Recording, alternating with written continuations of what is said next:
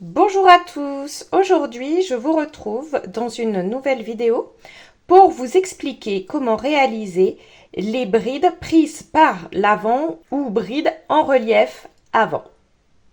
Pour l'exercice, je vais utiliser mon crochet numéro 5 et une pelote de vieille laine. Ce point se fait aussi bien avec de la laine qu'avec du coton. Alors, j'ai monté une chaînette de 24 mailles en l'air, plus 2 pour pouvoir tourner et faire mes rangs de brides. Et donc, j'ai fait 4 rangs de brides classiques, de manière à ce que vous voyez bien la différence lorsque je vais commencer à vous montrer comment faire donc ces brides prises par l'avant. Alors, première chose, on fait comme toujours 2 mailles en l'air, puisque on va faire des brides. Donc, il faut notre hauteur de bride. On tourne notre ouvrage.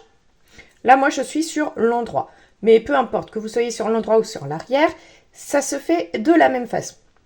Donc, normalement, quand on fait une bride, on fait donc notre jeté et on vient piquer sous les 2 brins de la maille du rang précédent. Là, on fait bien notre jeté, puisqu'en soi la bride ne change pas, c'est simplement l'endroit où on va la faire qui va changer. Donc là, on fait bien notre jeté, et au lieu de piquer ici, sous les 2 brins de notre maille, on va venir piquer en dessous de la bride du rang précédent. D'accord? Donc, je tiens mon jeté, je viens piquer par en dessous, sous la bride du rang précédent. Et vous voyez bien que je suis donc à l'avant du travail. Là, je fais mon autre jeté, je sors, de manière à avoir donc mes 3 boucles sur mon crochet. Je fais mon jeté, je passe dans les 2 premières boucles, je refais mon jeté, je passe dans les 2 dernières boucles. J'ai donc une bride qui est prise par l'avant. On recommence. Je fais le jeté de manière classique.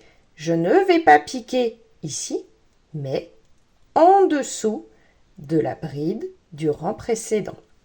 Puis, je fais une bride de manière classique. On recommence. On pique en dessous et on fait sa bride.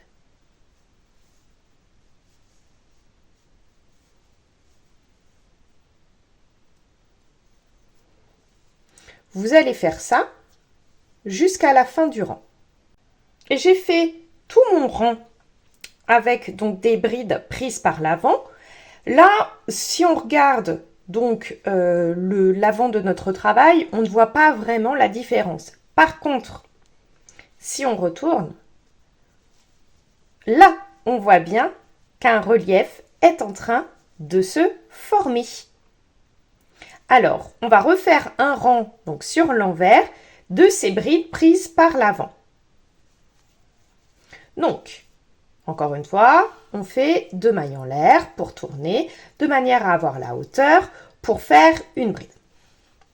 Ensuite, je fais mon jeté et je viens piquer en dessous de la bride du rang précédent. Et je forme ma bride. Je vous remontre. Je fais mon jeté, je pique sous la bride du rang précédent et je forme ma bride. On se retrouve lorsque vous avez fini votre rang.